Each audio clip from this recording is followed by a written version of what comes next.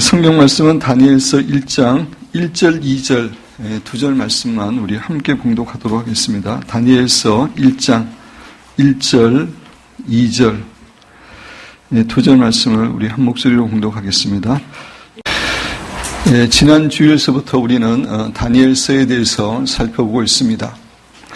지난 주일에는 다니엘서의 전반적인 개강과 또 다니엘이 살았던 바벨론이라는 나라가 현재 우리가 살고 있는 이 마지막 시대와 얼마나 유사한 상황인지에 대해서 말씀을 드렸습니다.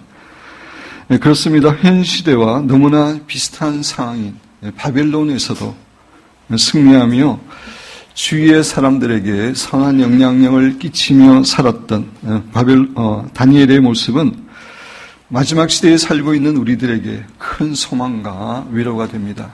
또 다니엘서는 우리들이 어떻게 살아야 하나님을 거역하고 도덕적으로 심하게 타락하고 있는 이 세상에서 승리하며 주위에 선한 영향을 끼치는 그러한 삶을 살아갈 수 있는지에 대해서도 교훈해 줍니다. 오늘서부터는 다니엘서의 말씀을 한 절 한 절 자세히 살펴보면서 하나님께서 우리에게 주시는 은혜와 교훈을 받기를 원합니다. 우리 1절 말씀을 다시 한번 우리 한 목소리로 봉독하겠습니다.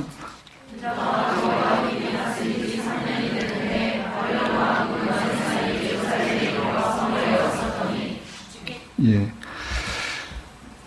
지난 주일에 여러분에게 말씀드린 것처럼 바벨론의 느부갓네살 왕은 3차에 걸쳐서 유다 나라를 침공합니다. 그런데 1절에 기록된 바벨론 왕의 침공은 첫 번째 침공입니다. 여호야김이 유다의 왕으로 3년을 통치하던 BC 605년에 바벨론의 느부갓네살 왕이 예루살렘을 침입합니다. 그 이유는 애굽을 믿고 신흥 바벨론 제국에 저항하고 있던 유다의 여호야김을 징벌하기 위해서였습니다. 그래서 느부갓네살 왕은 예루살렘을 완전히 포위하고 나서 항복을 받습니다. 그리고 나서 바벨론에 대해서 대항했던 여호야김과 귀족들과 그의 자녀들의 일부를 바벨론으로 끌고 갔습니다. 그때 다니엘의 세 친구도 끌려가게 되었다고 여러분에게 말씀을 드렸습니다. 그리고 그때 하나님의 성전에 있는 그릇의 일부분을 또 신할 땅에 있는 바벨론 제국의 신전 안에 있는 보물 창고로 가져갔습니다. 참고로 신할 땅이라고 하는 것은 바벨론 제국이 위치하고 있었던 그 땅을 말합니다. 그리고 그 당시 바벨론은 마르둑이라는 신과 그의 아들 나부 이 두 신을 주된 신으로 섬기고 있었습니다. 느부갓네살 왕은 자신이 정복한 나라의 백성들이 섬기고 있던 그런 신들의 우상을 약탈해서 바벨론 신전 창고에 가져다 두곤 했습니다. 그 이유는 그것을 통해서 자신이 섬기는 신들이 피정복국의 신들보다 강하다는 것을 상징적으로 보여주기 위함이었습니다. 그런데 이스라엘의 하나님 여호와는 어떤 형상의 우상도 금했기 때문에 유다 나라에서는 성전에 있는 귀중한 그릇들 가운데 얼마를 노획해서 바벨론으로 가져가서 신전 창고에 둔 것입니다. 참고로 여호야김 왕에 대해서 말씀을 드리면은 그는 유다 나라의 제18대 왕이었습니다. 여호야김 이후로 두 명 더 왕이 있는데 여호야김과 시드기야 왕입니다. 시드기야 왕 때 유다 나라는 바벨론에 의해서 완전히 멸망당하고 맙니다. 그때가 BC 587년입니다. 여호야김의 아버지는 요시야 왕이었는데 요시야 왕은 전심으로 하나님을 경외하는 가운데 하나님의 말씀대로 유다 나라를 통치했던 참으로 선한 왕이었습니다. 그러나 그의 아들 여호야김은 하나님 보시기에 너무나 악한 왕이었습니다. 이 부분에 대해서는 제가 조금 후에 좀 설명을 드리겠습니다. 우리 2절 말씀을 또 함께 봉독하도록 하겠습니다. 주께서 유다 왕 여호야김과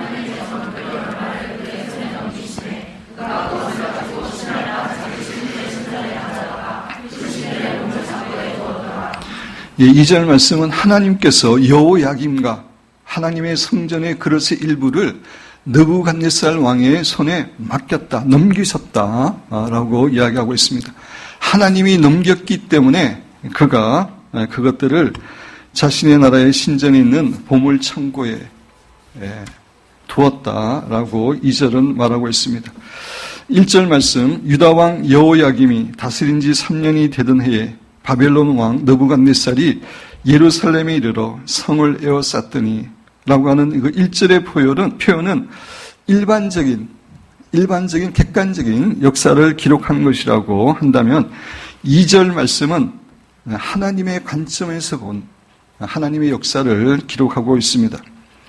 단순히 강력한 바벨론 제국의 느부갓네살 왕이 유다 나라를 침공해서 여호야김과 하나님의 성전의 그릇의 일부를 가져갔던 것이 아니라 하나님께서 그에게 그렇게 하도록 허락하셨기 때문에, 넘겨셨기 때문에 느부갓네살 왕이 그렇게 할 수 있었다고 2절 말씀은 증거하고 있습니다.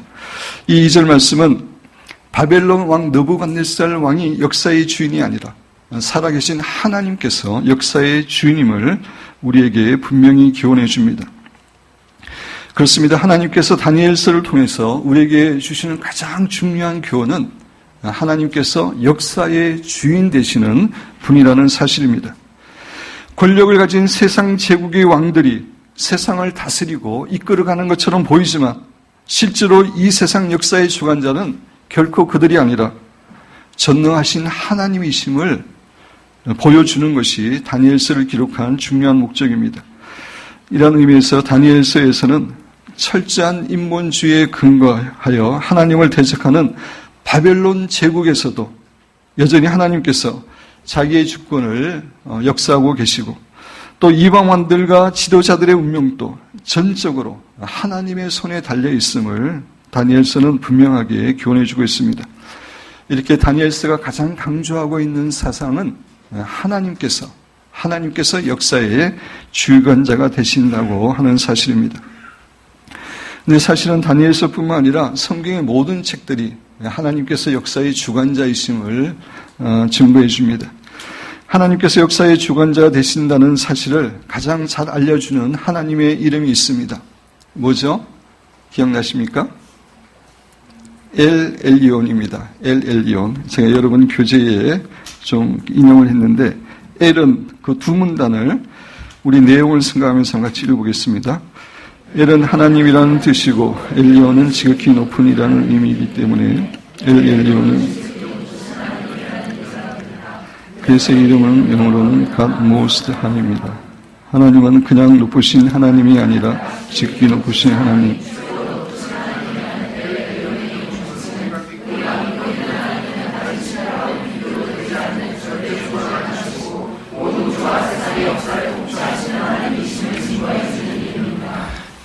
성경은 하나님께서 엘 엘리온이 하나님이심을 증거합니다. 조금 높은 것이 아니라 지극히 높으신 하나님, 가장 높으신 그 하나님이시고 그 하나님께서 역사를 주관하시는 분임을 반복해서 성경은 교훈해 주고 있습니다. 여러분 교재에 창세기 14장 19절을 보면 그는 멜기세덱입니다. 멜기세덱은 예루살렘의 왕이었는데 히브리서에 보면은 그의 족보도 없고 태어난 부모도 모르고 예수님과 같은 하나님의 아들과 같은 분이라고 이야기하고 있습니다. 그 멜기세덱이 아브라함에게 축복하여 이르되 천지의 주제시요 지극히 높으신 하나님 God Most High 지극히 높으신 하나님이요 아브라함에게 복을 주옵소서라고 이야기하고 있는 것을 봅니다. 하나님은 지극히 높으신 하나님, 모든 역사를 주관하시는 하나님입니다. 성경의 많은 구절들이 그렇게 이야기하고 있습니다. 역대상 16장 31절 하늘은 기뻐하고 땅은 즐거워하며 모든 나라 중에서는 이르기를 여호와께서 통치하신다 할지로다. 하나님께서는 세상을 통치하되 이스라엘이나 일부분만 통치하는 것이 아니라 모든 나라를 통치하시는 분임을 증거합니다. 또 시편 145편 13절에 보면 주의 나라는 영원한 나라이니 주의 통치는 대대에 이르리이다. 하나님의 통치는 어떤 시대만 잠시 있는 것이 아니라 대대에 전 세계 모든 나라에 통치가 있음을 우리에게 교훈해 줍니다. 이사야 46장 9절 이하를 읽으면 설명드립니다. 너희는 옛적 일을 기억하라. 여기서 말하는 옛적 일이라고 하는 것은 출애굽할 때에 하나님께서 10가지 재앙을 일으키면서 이스라엘 백성들을 구원하여 주시고, 또 광야에서도 홍해 바다가 갈라지고 메추라기와 만나를 통해서 먹여주신 그런 기적들, 또 가나안 땅을 점령할 수 있도록 하나님 역사하신 그런 옛적 일들을 기억하라는 의미입니다. 너희는 옛적 일을 기억하라. 나는 하나님이라. 나 외에 다른 이가 없느니라. 나는 하나님이라. 나 같은 이가 없느니라. 그렇습니다. 하나님은 유일하신 하나님으로 이 세상에 하나님 같은 분이 없습니다. 내가 시초부터 종말을 알리며, 하나님은 역사의 주관자가 되신 하나님이기 때문에, 역사를 다 하시는 분이기 때문에 시초부터, 처음부터 종말을 알리며, 요한계시록이 종말을 알리는 거죠. 마지막을 알리며 아직 이루지 아니한 일을 옛적부터 보이고 이르기를 나의 뜻이 설 것이니 내가 나의 모든 기뻐하는 것을 이루리라 하였노라. 하나님께서는 미리 자신의 뜻을 보여주시고 예언하시고 성취해 오셨습니다. 11절에 내가 동쪽에서 사나운 날 짐승을 부르며 먼 나라에서 나의 뜻을 이룰 사람을 부를 것이라. 내가 말하였은즉 반드시 이룰 것이요 계획하였은즉 반드시 시행하리라. 동쪽에서 살아온 날 짐승은 바사 왕국의 고레스 왕을 상징합니다. 고레스 왕을 통해서 바벨론 제국을 무너뜨리고 유다 백성들을 구원하여 주실 것을 예언하시는 그런 말씀인데, 이 예언 말씀대로 세상의 역사는 그대로 이루어졌습니다. 이렇게 다니엘서뿐만 아니라 모든 성경은 하나님께서 역사의 주관자 되심을 너무나 분명하게 우리에게 교훈해 주고 있습니다. 그렇다면 역사의 주관자 되신 하나님께서 왜 자신의 백성인 유다 나라의 왕과 성전의 거룩한 그릇들을 이방 나라인 바벨론에게 넘기시는 것입니까? 어떤 이유 때문에 그렇게 하신 것입니까? 오늘의 본문 말씀에는 그 이유가 설명되어 있지 않지만, 다른 성경의 말씀들을 살펴볼 때 그것은 유다 나라의 백성들이 전체적으로 심하게 타락했고, 또 유다 왕 여호야김도 하나님 보시기에 악한 통치를 했기 때문입니다. 이스라엘 역사에 대해서 간단히 말씀을 드리면은, 하나님께서 이스라엘의 초대 왕으로 사울 왕을 세웁니다.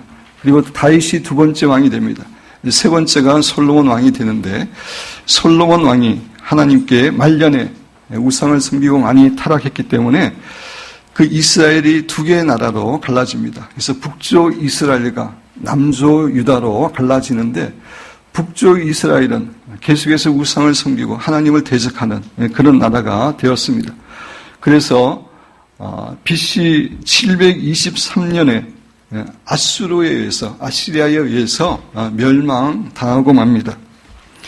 유다 나라는 약 100여 년 전에 북쪽 이스라엘이 우상을 섬기고 하나님께 범죄함으로 아수르에 의해서 멸망당하는 것을 목격했음에도 불구하고 그들도 계속해서 우상을 섬기고 속임과 간음과 살인에 제약된 삶을 살았습니다. 이러한 상황에서 죄에 빠진 백성들을 올바르게 지도해야 될 나라의 지도자들조차 그들도 우상 숭배를 하고 여러 가지 제약을 범하고 있었습니다.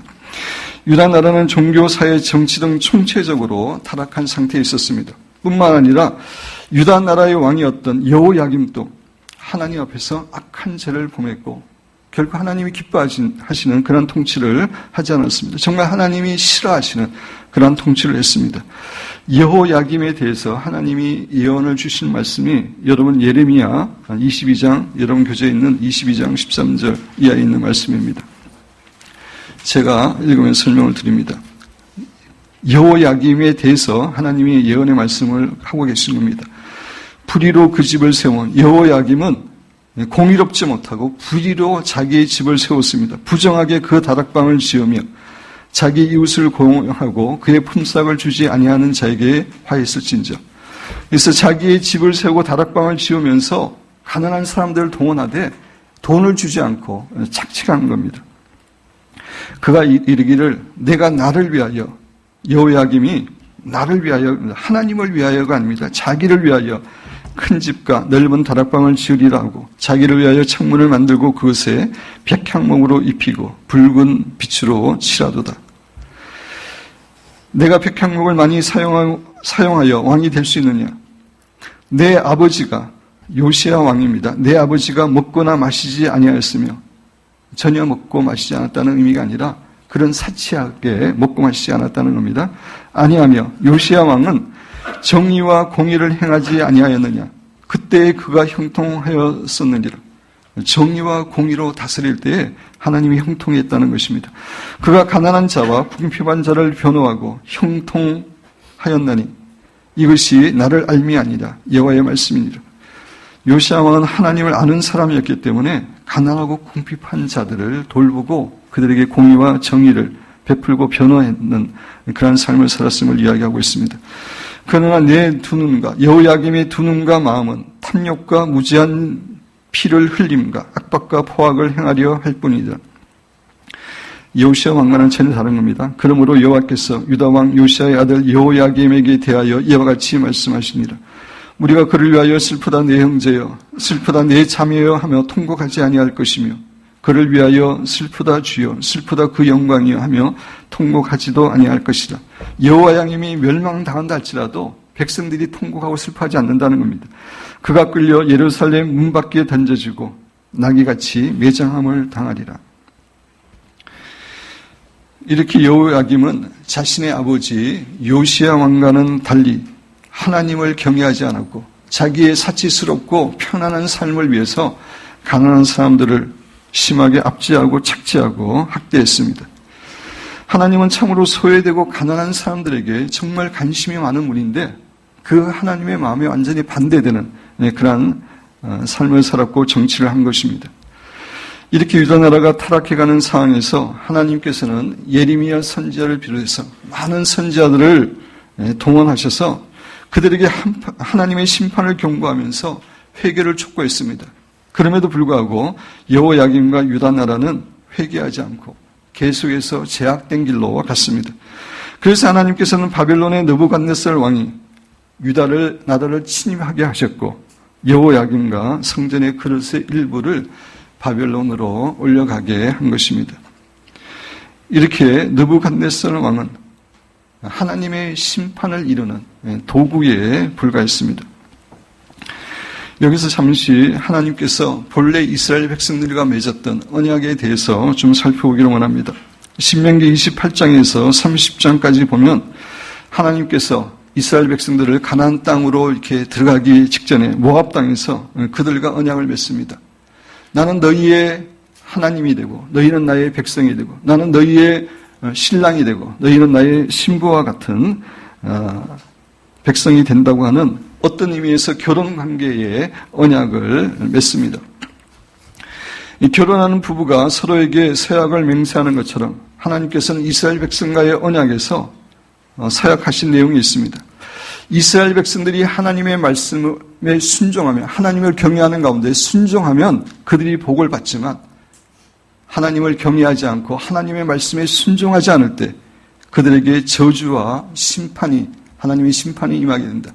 계속해서 그들이 하나님을 거부하고 거역하고 살아가게 되면은 외국의 포로로 사로잡혀가게 된다라고 말씀을 하셨습니다. 이것이 하나님과 이스라엘 백성과의 언약의 핵심 내용입니다.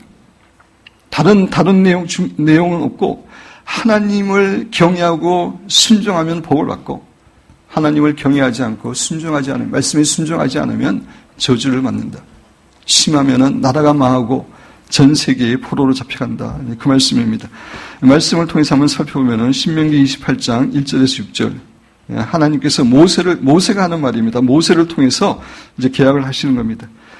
네가 이스라엘 백성들입니다. 내 하나님 여호와의 말씀을 삼가 듣고 내가 오늘 내게 명령하는 그 모든 명령을 주신 율법이죠. 지켜 행하면 내 하나님 여호와께서 너를 세계의 모든 민족 위에 뛰어나게 하실 것이라. 내가 내 하나님 여호와의 말씀을 청종하면 지키면 이 모든 복이 내게 임하여 내게 이르니. 그러면서 3절 이하에 여러 가지 하나님이 그들에게 주실 복에 대해서 이야기하고 있습니다. 신명기 29장 9절에도 그런즉 너희는 이 언약의 말씀을 지켜 행하라. 그리하면 너희가 하는 모든 일이 형통하리라. 하나님의 말씀을 지키고 순종할 때 형통할 것임을 이야기하고 있습니다. 반면에 이스라엘 백성들이 하나님께 불순종하면은 그들에게 저주와 심판이 임할 것임을 분명하게 말씀하고 계십니다. 신명기 28장 20절에 보면 내가 악을 행하여 하나님의 말씀을 지키지 않고 악을 행하여 그를 잊음으로 하나님을 잊는다는 얘기는 하나님을 경외하지 않고 하나님의 말씀에 순종하지 않고 자기 마음대로 산다는 것을 의미합니다. 그렇게 되면 내 손으로 하는 모든 일에 여호와께서 저주와 혼란과 책망을 내리사 망하며 속히 파멸하게 하실 것이며 여호와께서 내 몸에 연병이 들게 하사라고 이야기하면서 정말 수많은 저주들이 임할 것임을 하나님께서 말씀하고 계십니다. 그러면서 하나님께서는 이스라엘 백성들이 계속해서 하나님께 범죄하면서 돌이키지 않으면은 결국 그들을 가나안 땅에서 망하게 하시고 쫓아내실 것임을 포로가 되게 하실 것임을 말씀합니다. 신명기 28장 63절 이하에 보면 여호와께서 너희에게 선을 행하시고 너희를 번성하게 하시기를 기뻐하시던 것 같이 이제는 여호와께서 너희를 망하게 하시며 하나님께 계속해서 범죄할 때입니다. 이제는 여호와께서 너희를 망하게 하시며 멸하시기를 기뻐하시리니 너희가 들어가 차지할 땅에서 뽑힐 것이요 가나안 땅을 잃어버리게 될 것임을 이야기하고 정복 땅에서 잃어버리게 될 것임을 이야기하는 겁니다. 여호와께서 너를 땅 이 끝에서 저 끝까지 만민 중에 흩으시리니 내가 그곳에서 너와 내 조상들이 알지 못하던 목석 우상을 섬기게 될 것이다. 또 그 여러 민족 중에서 평안을 얻지 못할 것이다. 결국은 계속해서 범죄하게 되면은 나라가 망하고 전 세계에 비참한 나그네와 같은 방랑자와 같은 그런 삶을 살게 될 것임을 말씀한 겁니다. 그리고 한참 후에 하나님께서 솔로몬 왕이 하나님께 성전을 봉헌할 때도 솔로몬 왕과 이스라엘 백성들에게 동일한 말씀을 주십니다. 여러분 교재 왕상 9장 6절에서부터 보면은 만일 너희나 너희 자손이 아주 돌아서서 하나님께서부터 돌아서서 나를 따르지 아니하며 내가 너희 앞에 둔 나의 계명과 법도를 지키지 아니하고 가서 다른 신을 섬겨 그것을 경계하면 내가 이스라엘을 내가 그들에게 준 땅에서 끊어버릴 것이요 내 이름을 위하여 내가 거룩하게 구별한 이 성전이라도 내 앞에서 던져버리니 이스라엘은 모든 민족 가운데서 속담거리와 이야기거리가 될 것이며 라고 하면서 이스라엘 백성들에게 저주가 임할 것임을 하나님이 말씀하고 계십니다. 이렇게 하나님께서 이스라엘 백성과 언약을 맺으실 때의 가장 중요한 포인트는 이스라엘 백성들이 하나님의 말씀에 순종하면 복을 받지만 말씀에 불순종하면은 심판과 저주를 반드시 받게 될 것이라고 하는 그런 말씀이었습니다. 이런 말씀에도 불구하고 유다 나라가 계속해서 죄악을 범했고 여호야김도 하나님을 경외하지 않고 가난한 백성들을 착취하는 그런 악한 통치를 했기 때문에 하나님께서는 바빌론의 느부갓네살 왕을 통해서 유다 나라를 심판하신 것입니다. 사랑하는 성도 여러분, 오늘의 이야기는 우리에게 참으로 중요한 교훈을 줍니다. 이 세상의 어떤 나라라도 그 나라가 하나님을 경외하고 말씀에 순종할 때는 하나님의 복을 누리게 되지만 그 나라가 하나님을 경외하지 않고 하나님의 말씀에 불순종하고 거역할 때는 반드시 그 나라에 하나님의 저주와 심판이 임하게 된다고 하는 사실입니다.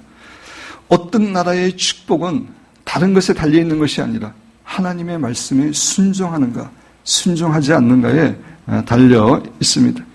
이것은 영원한 원리이고 영원한 영적 법칙입니다. 사무엘상 2장 30절 하반절에 보면 나를 존귀 여기는 자를 내가 존중히 여기고 나를 존중히 여기는 자를 내가 존중히 여기고 나를 멸시하는 자를 내가 경멸하리라. 정말 하나님을 경외하고 하나님의 말씀을 순종하는 가운데 하나님을 존중히 여기는 자는 하나님이 존중히 여겨주십니다. 내 하나님의 말씀에 불순종하고 거역하는 멸시하는 자는 내가 경멸하리라 라고 분명히 말씀하십니다. 근데 이것은 개인뿐만 아니라 나라에도 마찬가지입니다. 그대로 적용이 되는 것입니다. 이런 의미에서 우리나라의 장래도 우리나라가 전심으로 하나님을 경외하는 가운데 말씀에 순종하게 되면 복을 받게 될 것이지만 지금처럼 계속해서 하나님을 거역하고 하나님이 기뻐하지 않는 그런 방향으로 나아가면 하나님께서 우리나라를 심판하실 수밖에 없다고 하는 사실을 우리는 잊어서는 안 됩니다. 130여 년 전 참으로 가난과 인습과 반상제도와 여성차별로 아무런 소망이 없던 이 나라를, 그리고 6.25 전쟁 이후에 정말 폐허가 되어버린 이 나라를 현재 G20에 속하는 나라가 되고 전 세계에서 선교사를 두 번째로 많이 보낼 수 있는 나라가 되게 하신 것은 오직 하나님의 은혜와 축복 때문이었습니다.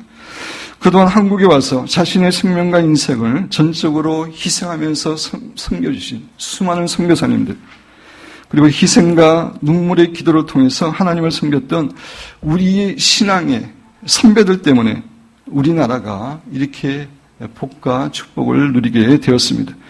그럼에도 불구하고 현재 우리나라는 점점 더 하나님을 거역하며 나아가 하나님을 대적하는 나라로 되어가고 있습니다. 사회 전체적으로 하나님과 기독교를 폄하하고 있고 조롱하는 죄를 범하고 있습니다.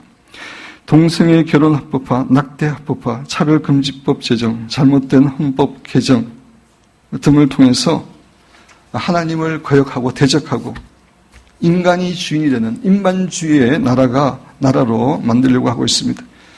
그리고 너무나 많은 사람들이 성적으로 죄를 범하고 있고 돈을 우상으로 섬기고 있습니다. 이러한 상황 가운데서 한국 사회의 소금과 빛의 역할을 감당해야 될 한국 교회마저도 많이 타락하고 세속화되었고 하나님에 대한 경외심을 점점 잃어버리고 있는 상황입니다. 제가 이런 한국의 상황에 대해서 안타까워하면서 회개하고 하나님께 기도할 때 하나님이 저에게 예레미야 2장 13절 말씀을 생각나게 하셨습니다. 예레미야 2장 13절 우리 같이 한번 읽어보겠습니다. 내 백성이 두 가지 악을 행하였나니 곧 그들이 생수에 그런 데는 나를 스스로 엉덩이를 판 것인데. 본래 이 말씀은 이스라엘 백성들에게 주시는 말씀이지만 지금 우리나라를 위해서 기도할 때 하나님이 우리나라도 동일한 상황임을 저에게 이 말씀을 통해서 말씀하셨습니다. 우리 한국 백성이 두 가지 악을 행하였나니 곧 그들이 생수의 근원되는 나를 버린 것과 우리나라의 모든 축복과 은혜의 근원은 하나님이신데 이 나라 민족이 백성들이 하나님을 버리고 있습니다. 그리고 스스로 웅덩이를 판 것인데 그것은 물을 가두지 못할 터진 웅덩이들이니라. 하나님을 버리고 스스로 잘 살아보고 행복하려고 스스로 웅덩이를 파고 있지만 그거는 물을 담을 수 없는 그러한 것이라는 것입니다. 결코 이 나라가 하나님의 복을 누릴 수 없다고 하는 그런 말씀을 하고 계시는 것입니다. 사랑하는 성도 여러분, 현재 우리나라는 유다 나라가 그러했던 것처럼 점점 더 멸망의 길로 달려가고 있습니다. 하나님을 대적하고 하나님의 말씀에 불순종하면 어떤 나라도 하나님의 저주와 심판을 받게 됩니다. 나라가 망하면, 우리나라가 망하면 한국교회도 망하는 것이고 우리 개인도 망하는 것이고 특별히 우리의 사랑하는 후손들, 자녀들, 그런 자녀들도 정말 비참하고 불행하게 살아갈 수밖에 없습니다. 따라서 사랑하는 여러분과 저는 깨어서 우리나라의 죄를 회개하면서 우리나라 국민들이 죄에서 돌이키고 주님께 돌아오기를 정말 간절히 기도하고 기도해야 할 때입니다. 제가 지난 금요일 국민일보를 읽어보니까 최근에 흰돌산 기도원에서 느헤미야 국가금식 기도 성회가 열려서 2,000여 명의 그 성도들이 모여서 간절히 금식하며 눈물로 기도했다라고 하는 그런 기사를 읽어본 적이 있습니다. 거기에 인터뷰한 내용을 살펴보니까 직장 다니는 수많은 사람들도 현재 우리나라의 상황이 너무나 위기의 상황이기 때문에 기도할 수밖에 없어서 직장을 휴가를 내고 그곳에 와서 눈물로 금식으로 기도하고 기도했다라고 하는 기사를 읽은 적이 있습니다. 정말 우리가 우리나라를 위해서 눈물로 기도하고 금식할 때입니다. 우리 교회도 현재 우리나라의 위기 상황을 인식해서 매일 저녁 우리 나라를 위해서만 기도하는 건 아니지만 나라를 위해서 중보 기도하고 있는 상황입니다. 정말 우리나라 백성들이 하나님 앞에서 회개하고 죄를 고백하고 돌이키고 하나님 앞에 돌아올 때에 하나님께서는 우리나라에게 은혜를 베풀어 주실 것입니다. 역대하 7장 14절 여러분 교재에 보면 내 이름으로 일컫는 내 백성이 그들의 악한 길에서 떠나, 악한 길은 뭡니까? 하나님을 인정하지 않는 것이 가장 악한 길입니다. 인본주의가 가장 악한 길입니다. 그 악한 길에서 떠나 스스로 낮추고 기도하여 내 얼굴을 찾으면 내가 하늘에서 듣고 그들의 죄를 사하고 그들의 땅을 고칠지라. 우리나라가 잘못 가고 있지만 그래도 한국교회와 성도들이 하나님께 회개하고 은혜를 구할 때 하나님께서 이 나라를 고치시고 새롭게 하여 주실 줄로 믿습니다. 사랑하는 성도 여러분, 사랑하는 여러분과 저는 중보 기도자로서 하나님과 우리나라 틈에 서서 이 나라의 죄악을 간절히 하나님께 회개하는 가운데 이 나라에 하나님의 재앙이 아니라 하나님의 은혜와 축복이 긍휼이 임하도록 기도해야 됩니다. 그리고 우리나라 국민들이 하나님을 전심으로 경외하고 하나님 말씀에 순종하는 나라가 되게 해달라고 간절히 기도하고 기도해야 됩니다. 우리의 이런 간절한 기도를 통해서 하나님께서 마음을 돌이켜 주심으로 우리나라의 재앙 대신에 도리어 하나님께서 영적인 부흥을 허락하여 주시고 그래서 하나님의 때에 남북한이 평화적으로 통일이 되고 남북한이 마지막 시대에 힘을 합쳐서 예수님의 복음을 땅끝까지 전하는 그러한 축복된 나라가 되게 하시기를 주님의 이름으로 축원드립니다.